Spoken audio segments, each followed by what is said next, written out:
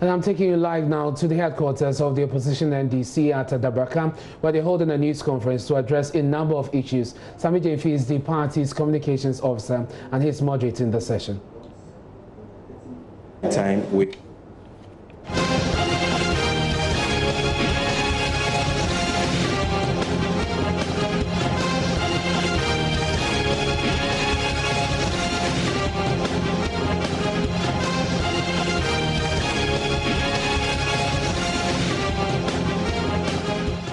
platform has been introduced to ensure that we have regular engagements on happenings in the country, regular engagements on the mismanagement of the affairs of this country by the Akufo-Addo government, which has led to a systematic decline of all sectors of our nation, and also regular engagements to put across our alternatives, superior policy alternatives, I should say, as far as the 2020 general elections is concerned. Today's edition will focus on two issues. First, I will be addressing you on what we've termed Corruption Tracker. We'll be launching a Corruption Tracker series today, and we'll be focusing on the Bosgate corruption scandal. Second, we will be responding to the false claims by no less a person than the President of the Republic of Ghana, His Excellency President Akufo-Addo, about the legacy, the infrastructural legacy of the NDC and John Dramani Mahama. But before we do so, let me acknowledge the radio stations and media networks who are carrying this press briefing live. In the Greater Accra region, we are being carried live. This presser is being carried live on GH1 television, Joy News television, Power 97.9 FM, Class 91.3 FM, Accra 100.5 FM, Ahoto 92.3 FM, Green 88.5 FM, Green TV, Home Base TV, Radio 100.7 FM. In the Upper East region, we are being carried live on WED 88.3 FM, Zwarungu, Pure 92.1 FM, Navrongo, ZEVS 95.9 FM, Zebila, Source 100.1 FM, Boko. In the Northeast region, we are being carried live on LOM 94.7 FM, Bunkrugu, SCAP 101.3 FM, Nakpanduri. In Savannah, we are being carried live on Nkilgi 103.7 FM at Bole. In the Northern region, we are being carried live on Might 90.5 FM, Savulugu, ZAR Radio 99.3 FM at Tamale, Amana 96.3 FM at Tamale, Kesmi 107.1 FM at Tamale, Radio Tamale 91.7, Radio Kitawola 95.7 at Pandai, Suhupeli 103.3 FM at Tamale, Simili Radio 95.3 at Dalong, Justice 98.5 FM at Tamale, Diamond 93.7 FM at Tamale.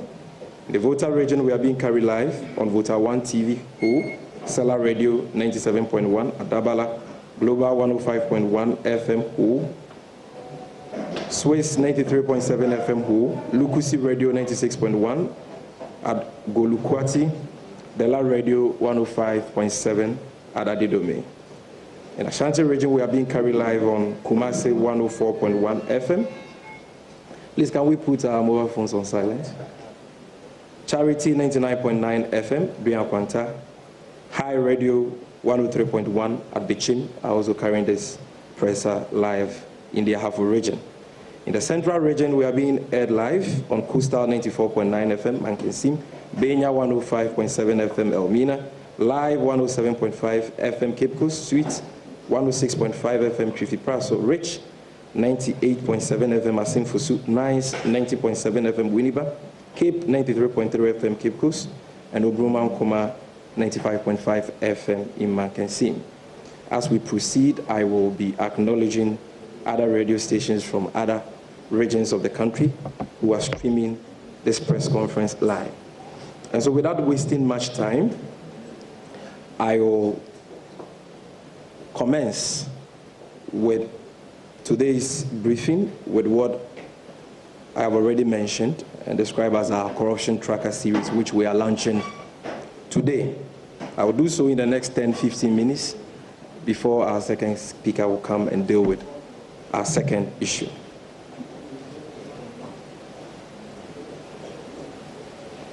Ladies and gentlemen of the media, corruption has undoubtedly been the bane of Ghana's development for a very long time, with the poor and vulnerable being at the worst end of this canker.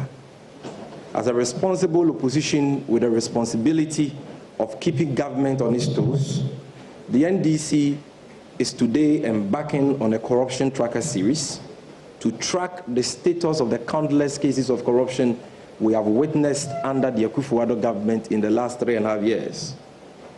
Scandals which have occasioned huge financial losses to the state and robbed Ghanaians of the development they were promised in the year 2016. The NDC is deeply worried about the fact that resources that otherwise should have gone into developmental projects in order to uplift the poor are sadly going to line the pockets of several greedy and selfish officials of the Akufo-Addo government through graft and sleaze. The Corruption Tracker series we are launching today is to help Ghanaians appreciate how the corrupt Akufo-Addo government is plundering the already constrained public purse of Ghana and the extent of damage this government has inflicted on all sectors of our nation. Through this initiative, we shall be taking the pains, one after the other, to do a total recall of the numerous corruption scandals in recent time and how President Akufo-Addo at all times has failed to protect the public purse. While at it, we shall also prove to the Ghanaian people that contrary to the self-acclaimed anti-corruption credentials, President Akufo-Addo is indeed the leader and chief patron of this notoriously corrupt administration. Now to the Bossgate corruption scandal, which is our focus for today.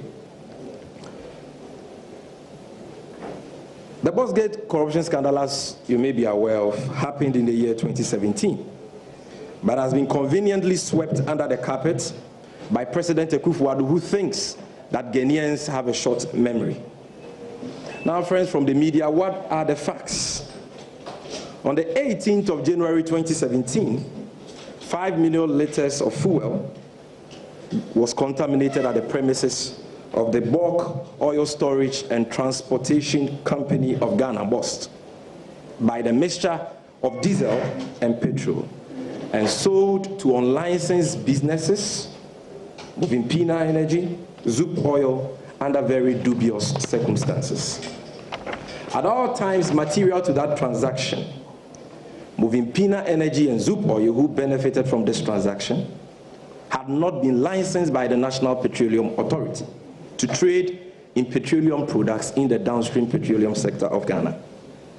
The sale of the contaminated fuel to these unlicensed businesses was therefore unlawful, as it breached Section 11 and 32 of the NPA Act of 2005, Act 691.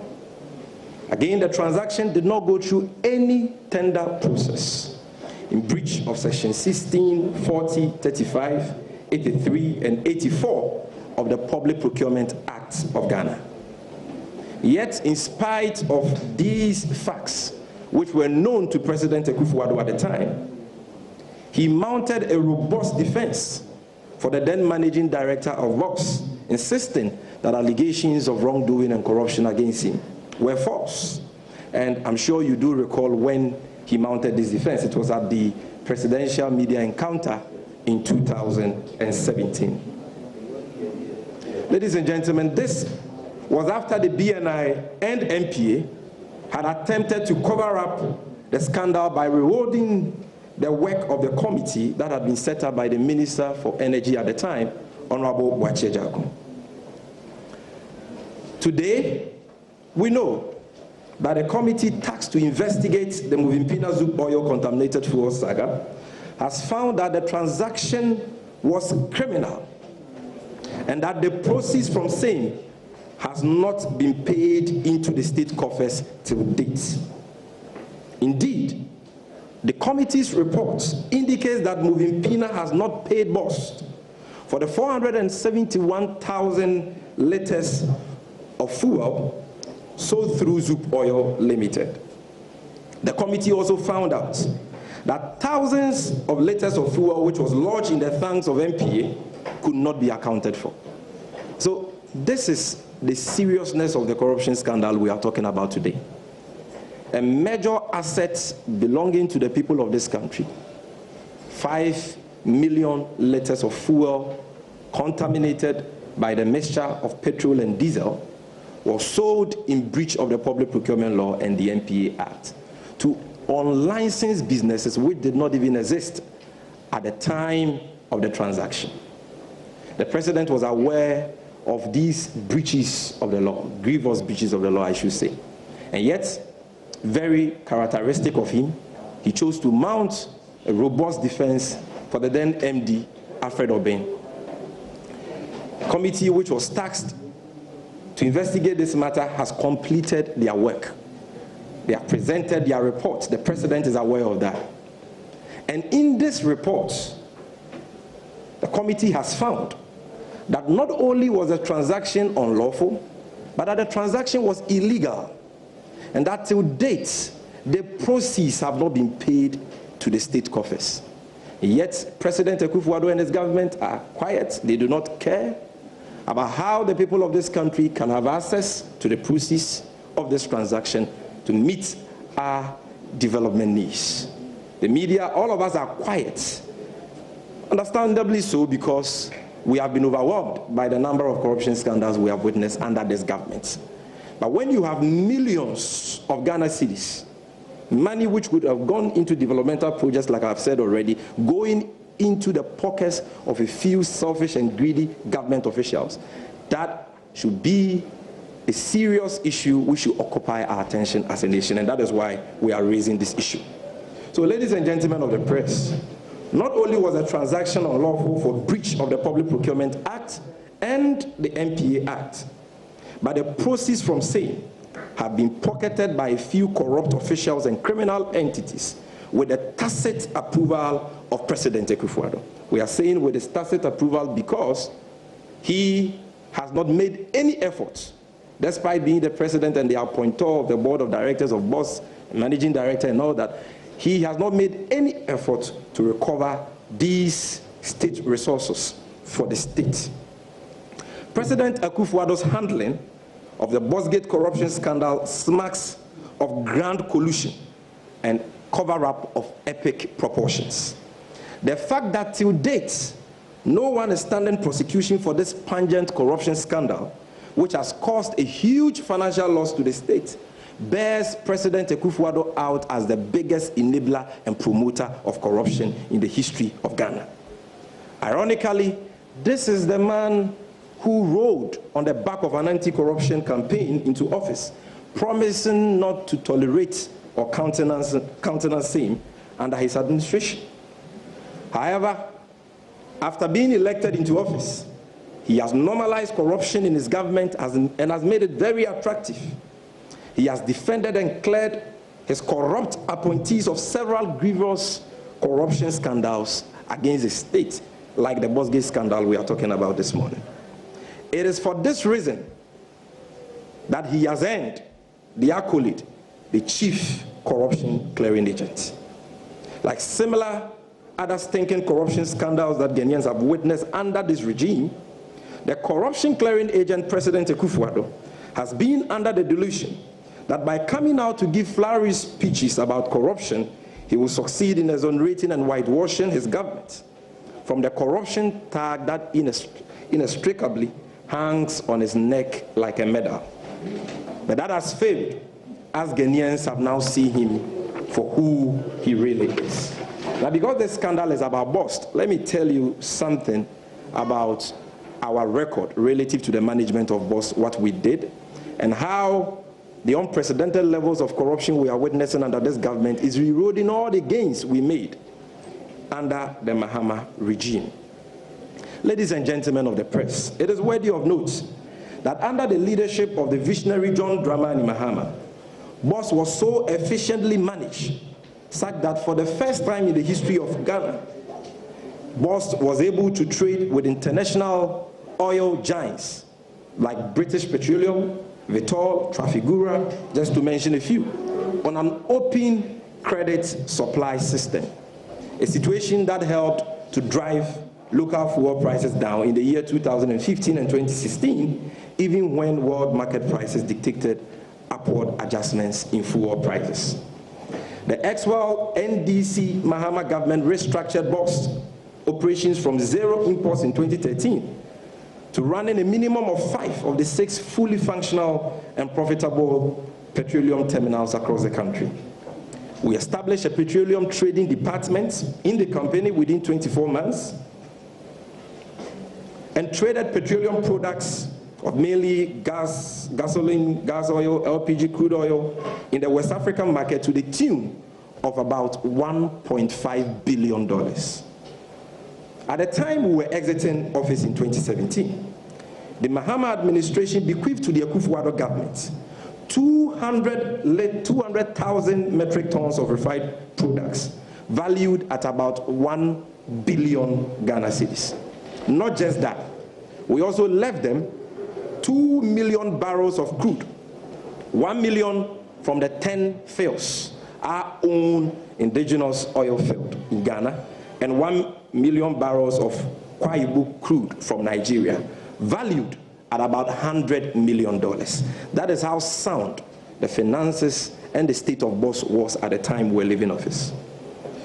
So well, distinguished friends from the media, did the NDC Mahama administration improve the finances of BOSS through prudent management, that after reducing the BOSS margin from 10 pesos to 3 pesos in the year 2015, we indicated in our 2016 supplementary budget that we were going to totally scrap the 3 pesos BOSS margin on the prices of petroleum products to reduce the cost of fuel and provide some respite to Ghanaian petroleum consumers.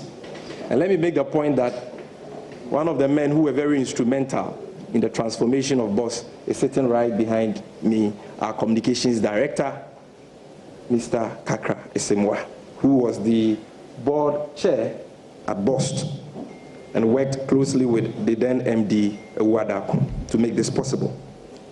But ladies and gentlemen of the press, it is sad to note today that as a result of the TV and plundering of the resources of BOSS in the last 3.5 years, the once profitable and buoyant state asset, which was a partner to several reputable multinational oil companies under the Exwell Mahama regime, has been completely run down by the Akufo-Addo government, such that today, BOSS has no strategic stocks of its own and is actually borrowing to pay its workers. So should there be any emergency in this country, BOSS cannot fall on any strategic stocks of their own, save a few liters of fuel they have from some BDCs in this country today. That is the tragedy we have on our hands. Even more bizarre and painful is the fact that after running down BOSS through corruption and thievery, President Akufo-Addo, who preached against the imposition of taxes on petroleum products while in opposition and promised to move this country from taxation to production, has recently increased the BOSS margin the Mahama administration had promised to scrap by 100%. That is from 3 pesos to 6 pesos, by increasing the price of fuel by about 8%, ostensibly to raise funds for the very company, BOSS, which he has collapsed through corruption. This latest action by President Akufo-Addo at the time the nation is grappling with the COVID-19 pandemic, with its attendant economic effects, is a monumental betrayal of the trust of Ghanaians and smacks of insensitivity of the highest order. President Akufo-Addo's decision to punish the already burdened Ghanaian with more taxes for his corrupt acts and that of his errant appointees that have brought BOSS to his knees is most insensitive and unacceptable. And so in conclusion, ladies and gentlemen of the press, There is no gainsaying the fact that President Akufo-Addo's much-touted fight against corruption has failed. He has flattered to deceive on his promise to fight corruption and protect the public purse. The endemic levels of corruption in his government has caused the country huge financial losses for which he must be held liable. And this Bossgate corruption scandal is a typical example. It is now clear beyond daylight that the much-touted fight against corruption was a ruse from day one, for which reason President Akufo-Addo should be kicked out of office come 7 December 2020. The NDC is deeply worried that state resources such as the proceeds of the sale of the 5 million liters of contaminated fuel, which could have gone into the provision of schools, roads, hospitals, and other social amenities to ameliorate the plight of Ghanaians, have been pocketed by a few corrupt officials of the Akufo-Addo government. Little wonder that this government has been likened by many as an organized criminal syndicate of thieves. And before I conclude, anytime you talk about corruption this way, people ask you, so what are your alternatives? What would you have done differently if you were in office? Ladies and gentlemen, I can tell you that under the next NDC Mahama government, we will do better, we will do definitely. First of all, as a country, we need to ensure that we reduce, if not eliminate, the incidence of contamination of fuel at BOSS and other state-owned agencies. Number two, we need to ensure that in disposing or in selling these products, we follow the Public Procurement Act, we go through competitive tendering, we ensure that there is value for money in the interest of the state. And when they are sold, we must ensure that monies are paid into the state coffers. Today you look around, look at all the problems this country is bedeviled with, simply because we are being told by government that we don't have enough. And so if we sell critical state assets like this, and we allow a few people to pocket the money, and the media, which is the fourth estate of the realm, is quiet. Civil society organizations are quiet because we've been overwhelmed by the sheer number of corruption scandals we have witnessed under these people. Then that is a problem. And that is why we are raising this issue. It is our hope that you will help us pursue it to its logical conclusion. But ladies and gentlemen of the press, the day of accountability for corrupt officials of the Akufo-Addo government is not far. Ask the next NDC Mahama administration, inshallah, in 2021, shall investigate and prosecute all culprits who are involved in this stinking corruption scandal. Notice is hereby served to all those who continue to plunder the assets of state-owned entities like BOSS, that the day of reckoning, the day of accountability, cometh sooner than later. Thank you very much for your attention. So, ladies and gentlemen, at this stage, we'll move to our second topic, which is a very important issue. President Akufo-Addo last week Friday, at the commissioning of the Tema Runabout Interchange project, made some disparaging remarks about the infrastructure legacy of His Excellency John Dramani Mahama. We, as a responsible opposition, are determined this time around that we will not allow the NPP, President Akufo-Addo, Dr. Bawumia, to get away with the lies they got away with in the run-up to the 2016 elections. That is what our flag bearer meant by boot for boot. And so today, we are going to respond to President Akufo-Addo in very emphatic terms. And who best to do this than the man who was the Deputy Minister for Communications in the Mahama administration. He's our parliamentary candidate for the Asebu Kwaman, Asebu Abura Kwaman Kese. Abura Asebu Kwaman Kese, forgive me. The Abura Sebu Kwaman Kese constituency in the Central Region. And God willingly, he will be the next member of parliament for the NDC at that constituency. Ladies and gentlemen of the press, I introduce to you my brother, Comrade Felix Ofosu-Kwakye. Thank you very much. He will be with you after the podium is sanitized.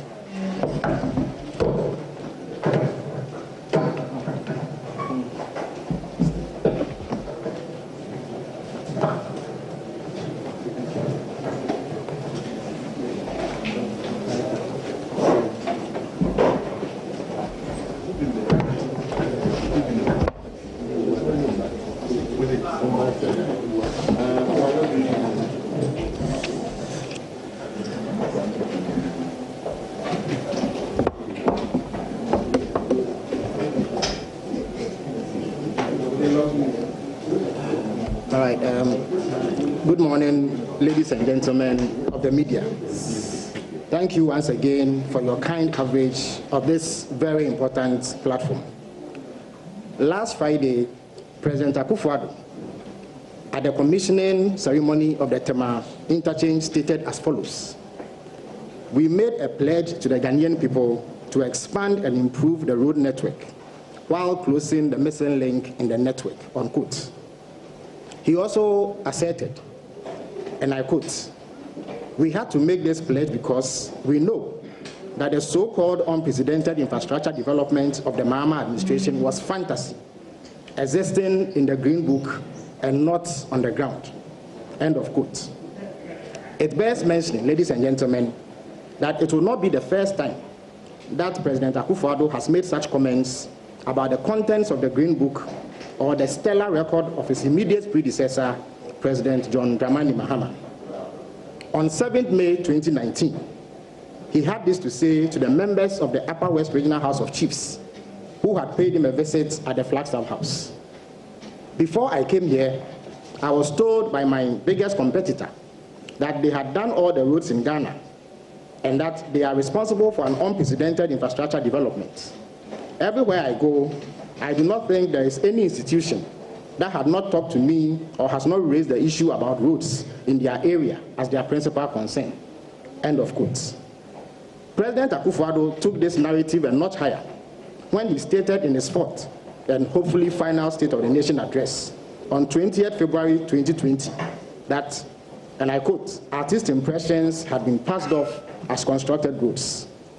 Ladies and gentlemen of the media, the President's misrepresentations of the Green Book predate his ascension to the highest office of the land. He had claimed during the launch of the NPP manifesto in 2016, and that manifesto, which has, in the fullness of time, proven to be the most deceptive and dishonored in Ghanaian political history, that the Green Book was full of artist impressions. In summary, therefore, the President, through various statements, has sought to portray three things. One, that the contents of the Green Book are not real and cannot be found on the ground or anywhere in the country. Two, that the book is filled with artist impressions. Three, that his predecessor, President John Dramani Mahama, has said that he did all roads in Ghana, but no evidence of this exists anywhere. Ladies and gentlemen of the media, the facts as they relate to each of the President's claims are as follows. The Green Book, officially titled Accounting to the People, is arguably the most famous book that chronicles the achievements of the Ghanaian government. Its contents have been widely publicized and are very well known to the generality of the Ghanaian people. Many will therefore be surprised at the effort put in by President Akufo-Addo to convince himself otherwise. Having actively participated in the compilation of the book, which highlights the boldest and biggest capital investment in the history of Ghana, in the history of the Fourth Republic, I beg your pardon, I can state with absolute certainty that the President's claim that it contains fantasy projects that cannot be found on the ground is an outright untruth. I must at this stage point out that the team that put the book together has such membership as former presidential advisor, Dr. Valerie Sawyer, former Deputy Chief of Staff, Johnny Osei Kofi, and former presidential staffers, James Adjani Mboating and Dr. Pesa White. Indeed, Mr. Francis Nsia gracefully designed the book. So what you see as a final product is actually the handiwork of Mr. Francis Nsia, a brilliant graphic designer. In view, well, I understand Mr. Nsia is here, so perhaps he could acknowledge the commendation. In view of the abundance of evidence over the accuracy of the contents of the Green Book, there are only two possible explanations for the consistent falsehood of the President on the matter. It is possible that despite having heard about it, President Akufo-Addo has never cited a copy of the book and has thus not had the opportunity to peruse it, in which case he would have been compelled to rely on the same pedestrian propaganda of low-level MPP communicators. This would not be a far-fetched theory, in view of the several times he has displayed a total lack of attention to detail and faced embarrassment when multiple plagiarized speeches have been thrust before him to read.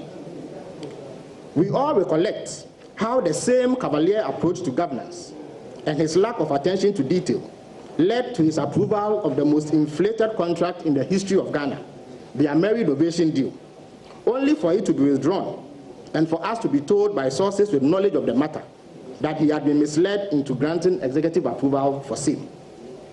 It is also entirely possible that he is fully apprised of the contents of the Green Book, but has chosen the path of falsehood insofar as it enables him mislead fanatical supporters of the NPP or unsuspecting members of the Ghanaian public, and in the process hide his dubious reputation as the least performing of all Ghanaian leaders, at least in the area of infrastructure and capital investments.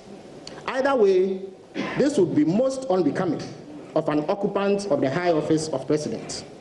That office is associated with certain basic requirements, which include candor, thoroughness, and truthfulness. The president of a country must speak in ways that leave no room for doubt or the potential for him to be ridiculed or derided.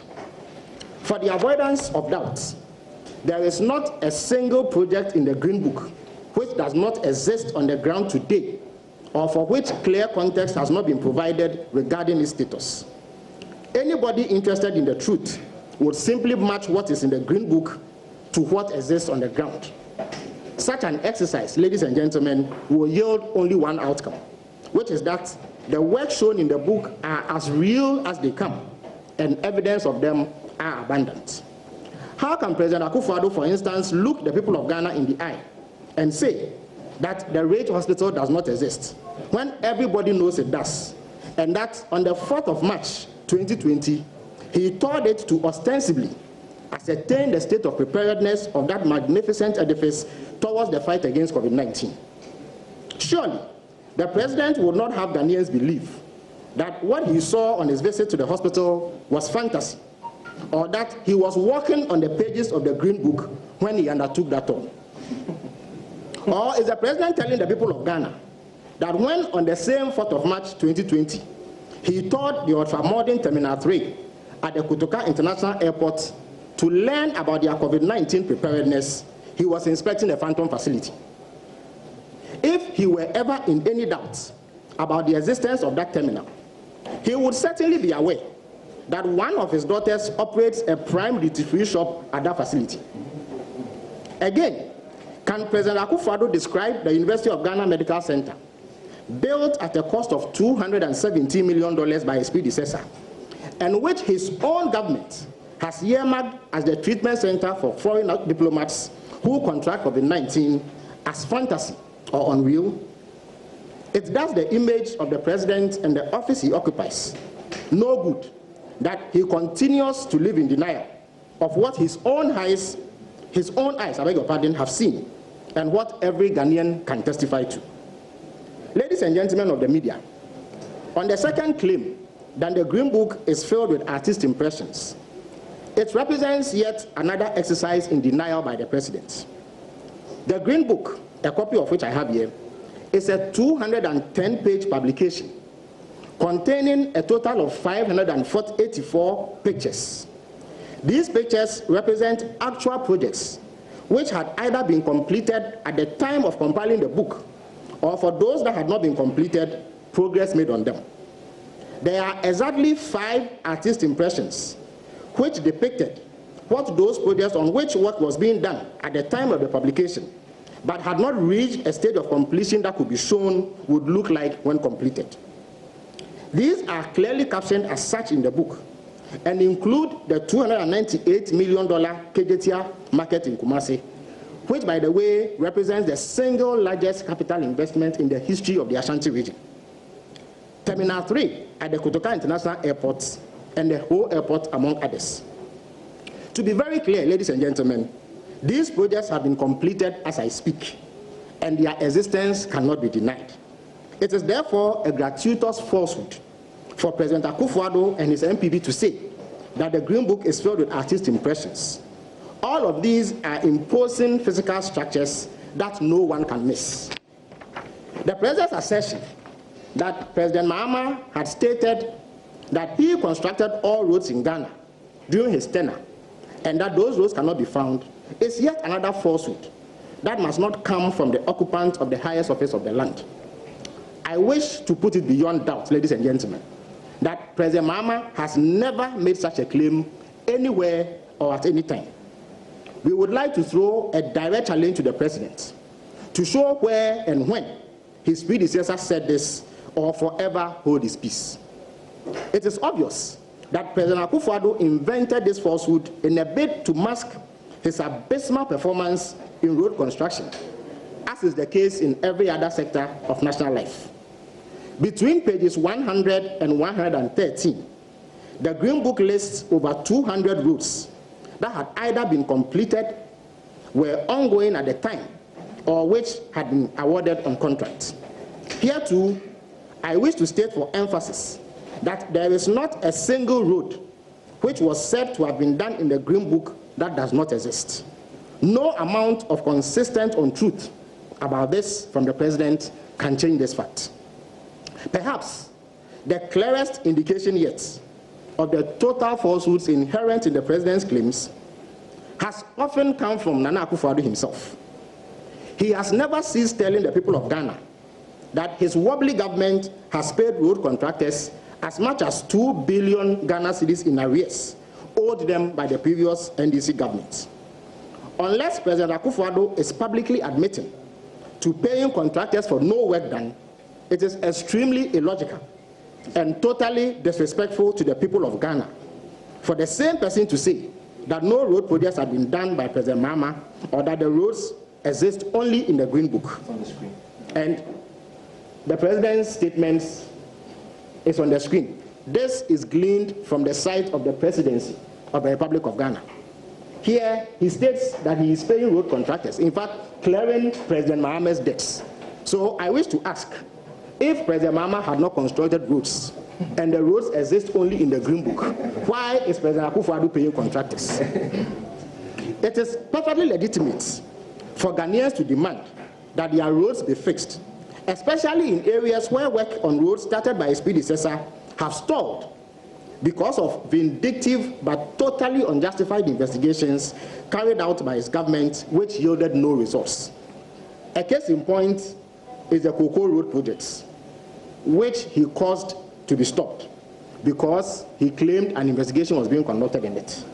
We are aware that the investigation cost $10 million and yet did not turn out a single piece of evidence to suggest that there was any wrongdoing of any sort in the award of those contracts. $10 million can construct a good number of roads in various parts of this country. President Akufo-Addo chose to waste it on frivolous investigations that yielded nothing. So when he goes to functions and the chiefs and people of Ghana demand that their roads be fixed, it is a legitimate call that he must respond to by actually doing the roads and not peddling on truth about his predecessor. As far as roads are concerned, ladies and gentlemen, and seeing as the president's latest false claims about the Green Book were made at the commissioning of the Tema Motorway Interchange project, which he has sought to appropriate in terms of its conception, it is necessary at this stage to put to rest what we consider to be a needless debate about whose brainchild it was or who did the heavy lifting required to ensure its execution. The minority caucus in Parliament last week set the record straight, but just so that anyone out there who is not yet aware of the facts surrounding the project is left in no doubt, I wish to reiterate this, also in the hope that it jolts President Akufo-Addo and his government into reality about the true state of affairs. The Tema Motorway Interchange project was funded by a Japanese grant of $57 million applied for in 2013 by the Mahama administration. The survey for the development of the project and the tender process began at the behest of the Japanese government through the Japanese International Cooperation Agency in March 2015. The survey and design were completed in December 2016, and a detailed report presented in February 2017, when the Akufo-Addo government was barely a month old. The only contribution of the Akufo-Addo government was to go through the mere formality of signing the grant agreement with JICA after work had already been done prior to the assumption of power. The rest, of course, was to go through the motions and respect the agreements so signed. It is beyond debate, therefore, that for all intents and purposes, the Tema Motorway interchange is the brainchild and handiwork of President John Dramani Mahama. It is regrettable that when commissioning the Tema Motorway interchange, the zero-sum game brand of politics practiced by President Akufo-Addo, which emphasizes polarization instead of cohesion, caused him to depart from the noble tradition set by the venerable President John Evans Atta Mills of blessed memory, and followed through by President John Dramani Mahama, which saw them invite President John Agyekum Kufuor to the commissioning of the N1 project and the Bui Dam, which he found money for. While in office, President Mahama demonstrated his capacity to execute such major road projects by starting and completing both the Kwame Nkrumah interchange and the Kasua interchange projects, respectively. He gave life to his vision to further modernize the road network across the country by securing funding for a number of major interchange projects. In November 2016, President Mahama secured $32.9 million and $84 million for the Obechemi-Lamte and Pokwasi interchanges, respectively. If you happen to pass by the former Obechemi-Lamte circle or the Pokwasi road and find interchanges coming up, please note that those projects have been made possible because President John Dramani Mahama found money for them, and they are his initiative. Ladies and gentlemen of the press, we also know that all the effort President Akufo-Addo has put into disparaging the achievements of President Mahama are but a defense mechanism against the exposure of his abject failure to match up to his predecessor sector by sector. President Akufo-Addo has benefited from more resources than any other leader before him. At the last reckoning, he had access to close to 250 billion Ghana cedis in 3.5 years, compared to roughly the same amount available to the NDC between 2009 and 2017, which is a period of 8 years. President Mahama, within the 4 years of his stewardship, had access to barely half of this amount, yet produced the most outstanding outcomes of any leader in the Fourth Republic. The danger that the Green Book poses to President Akufo-Addo is a grave one, as it provides the most compelling and visceral proof of his mediocre performance compared to his predecessor. Hence, the extraordinary lengths he has gone in a fruitless bid to discredit its contents. Time would not permit a full analysis of everything contained in the Green Book, but I would be remiss if I failed to highlight the performance of President John Dramani Mahama in 2 or 3 sectors in order to offer perspective on just how abysmal his successor, President Akufo-Addo, has been. As the foreword of the Green Book, penned by then Communications Minister, Dr. Edward Omanibuama, makes clear, the projects and programs captured in there were by no means exhaustive, as there would not have been enough space to do so, given the sheer scale of the work carried out by President Mahama while in office.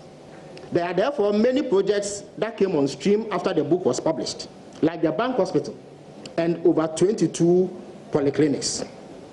A lot has already been said, ladies and gentlemen, about the unprecedented investments President Mahama made in the health sector, which investments have become the mainstay of the current fight against COVID-19.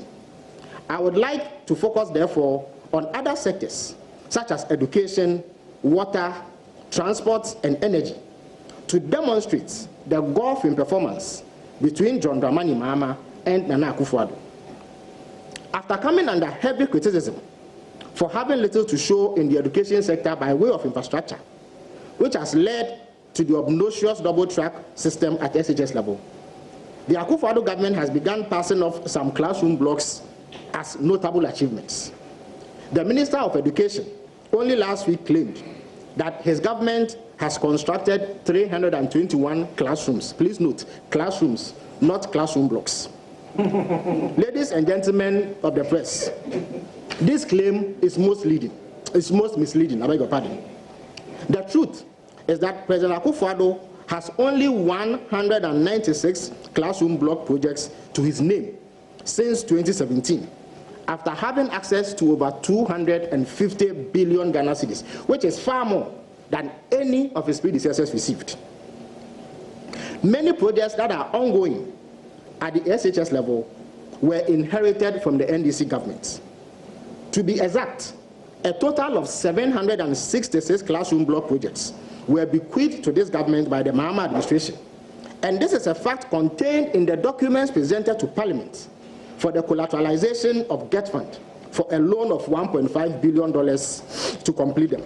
In fact, both the Minister of Education, Matthew Opoku Prempeh, and his deputy, Dr. Yao Educhum, are on record and are widely quoted in the media as having said this openly. And if you pan to my left, you find that on the screen. We display the exact quotations of the Education Minister and his deputy regarding how they were going to Parliament to look for money to complete 766 classroom and other projects that were initiated by President Mahama. The NDC's record in terms of education infrastructure far outweighs anything the MPP can lay claim to. And I present a summary of them below. Now, under the NDC government, we constructed 1,347 classroom blocks, not classrooms, at the KG level. Indeed, between 2010 and 2016, we undertook a total of 5,128 different projects at basic school level, comprising of the following: 3,322 classroom blocks, not classrooms, at primary and JHS level, 73 teacher accommodation facilities, 1,161 washrooms, and 82 water systems in schools across the country. At the SHS level, we started over 1,000 classroom blocks and other projects. 123 community day senior high school projects were started, out of which 80 had gotten off the ground and reached appreciable stages of completion. 42 of them had been commissioned and had in fact admitted students as of the end of 2016. And here, let me say that one of the most bizarre arguments made by the MPP, right from the president to the least person in the MPP, is that 25 of the community day schools were financed by the World Bank, and so they cannot be counted as part of President Mahama's achievements. It is the most ridiculous argument I have ever heard. In other words, because the World Bank gave President Akufo-Addo $100 million to pay for some of the interventions during this COVID-19 period, he cannot be said to be the one who did it. It is a most bizarre argument which must be dismissed with alacrity. At the tertiary level, the NDC established 3 new public universities, namely the University of Health and Allied Sciences, the University of Energy and Natural Resources, and the University of Environment and Sustainable Development. A new campus was built for UHAS at Sokode in the Volta region near Ho, while President Mahama found an amount of $50 million for the construction of the Somenya campus of the University of Environment and Sustainable Development. He actually cut short for it on 29 December 2016, and indeed, this is what it looks like at this moment. So when you pass by Somenya and find this beautiful campus of the University of Environment and Sustainable Development, please note that it is the direct result of President Mahama's work. The only notable contribution of President Akufo-Addo to tertiary education is the unnecessary renaming of existing institutions after MPP figures. And indeed, we all know that 2 years ago, but for public outcry, President Akufo-Addo was threatening to name the University of Ghana after his grand-uncle, J.B. Dankwa. This is a matter of public record. He claimed that his grand-uncle, J.B. Dankwa, was the founder of the University of Ghana, when we know that it was a colonial administration in 1948 that founded that university. The other notable achievement of President Akufo-Addo in tertiary education is the introduction of the draconian Public University Bill, which seeks to undermine academic freedoms and make the various universities appendages of the new patriotic party. In the area of water provision, for instance, President Mills, when he took over power in 2009, met water coverage, that is the percentage of Ghanaians who had access to potable water, in 2009 at 58.5%. President Kufuor had met it in 2001 at 54% and improved it by 4 percentage points. President Mills took this to 63% by 2012. President Mahama, who had barely half of what President Akufo-Addo has had in the last 3.5 years, took this or increased it by 13% to 76% as of 2016. In absolute terms, what this means is that the NDC increased water supply capacity by 109.7 million gallons per day to serve an additional 7 million Ghanaians in over 2,000 communities across the country. President Akufo-Addo, despite all the 250 billion Ghana cedis he has had, has shrunk this to 69% as we speak, with virtually no significant water project to boast about. And these figures are verified from the website of the Sanitation and Water Ministry.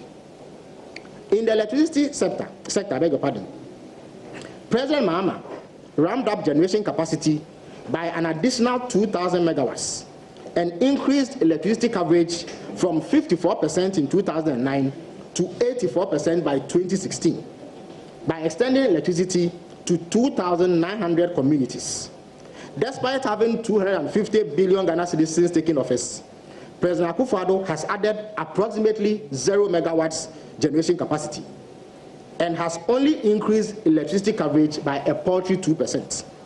So compare 30% increase under the NDC to just 2% under President Akufo-Addo. In the transport sector, where we now have 3 ministries instead of 1, which existed under President Mahama, President Mahama made telling contributions which as yet remain unparalleled. In the aviation subsector, for instance, President Mahama did the following. The 5 million passenger a year Terminal 3 at the Kotoka International Airport. And it is going to be displayed shortly on the screen for you. The modernization of Terminal 2 at the Kotoka International Airport.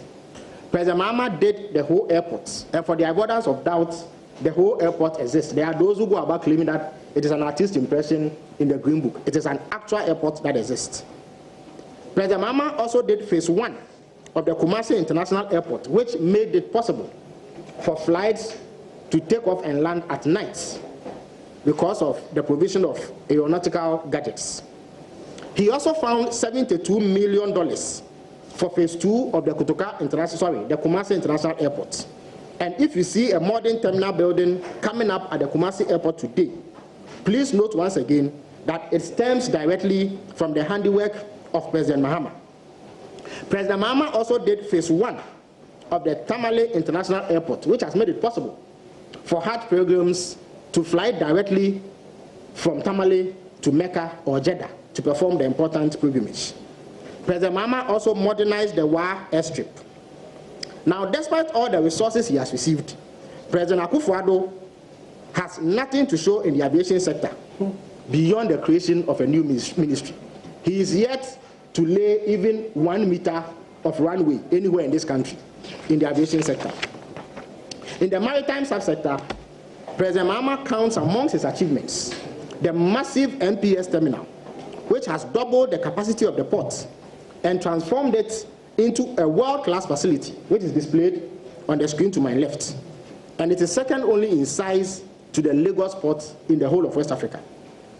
The completion of the first phase of the Takoradi Port Expansion Project is yet another achievement of President Mahama in the maritime subsector. And that cost 300 million euros to do. He also found another 300 million euros for the execution of the second phase. Another achievement in that sector is the expansion of the Albert Bosom-Twisam fishing harbour. And for those of you who do not remember Albert Bosom-Twisam, he was one of our most vibrant MPs who held the fort for us in Parliament, but he passed away a number of years ago. President Mahama expanded the port and deservedly named it after him. Now, beyond the baseless fault finding and the needless delay in the execution of the second phase of the Takoradi Port Expansion Project, President Akufo-Addo has virtually nothing to show once again in the maritime subsector. In the railway subsector, President Mahama left even more indelible footprints. He counts amongst his successes the 20-kilometer Takoradi Secondary Kojo Kurom Rail Project, which has 3 modern terminals along the route. In November of 2016, President Mahama secured and had Parliament approve $398 million from the Indian Exim Bank for the execution of the 84-kilometer Tema to Akosombo Rail Project. I need to stress, ladies and gentlemen, that if you happen to find rail tracks popping up between Tema and Akosombo with terminals, it is down to the work of President Mahama. President Akufo-Addo knows next to nothing about it.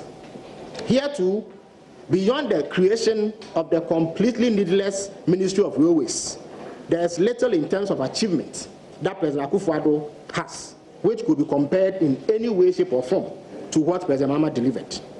Lip service has continued to be paid to President Akufo-Addo's promise to build a rail line between Ghana and Burkina Faso. And with 6 months to the expiration of his tenure, no tangible work has been done in that direction.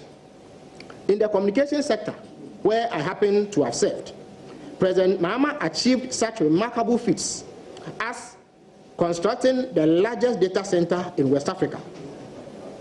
He also laid a 510-kilometer long fiber optic cable, which has opened up the eastern corridor of this country to data services, and had the multipurpose Accra Digital Center established as a hub for tech companies and business process outsourcing firms. President Mahama also ensured the execution of the imposing headquarters of the National Communications Authority and over 70 enhanced community information centers, which are helping bridge the digital divide between urban and rural communities in Ghana. I might add, for emphasis, that the National Emergency Number 112, announced earlier this year by President Akufo-Addo with pomp and circumstance, was in fact launched in 2015 by the Mahama administration. I happen to know because as Deputy Communications Minister, I chaired the Entity Tender Committee of GIFIC, the Ghana Investment Fund for Electronic Communication. And so I presided over the review of the tender processes for the award of that contract to establish that call center. And there's one in Kumasi and another one in Accra. That was when the 112 emergency number was launched. Yet President Akufo-Addo announced it with such glee when he commissioned some ambulances, as though it is an invention that he brought about. The paucity of investments in infrastructure by President Akufo-Addo across board is amply reflected in key economic indicators presented in his own government's budget statements. Now, one of the best ways of assessing the government's commitments and actual investment in infrastructure is what we call the capital expenditure or CAPEX to GDP ratio, which essentially measures how much money is put into infrastructure against the GDP of a country. The higher it is, the more investment has been made.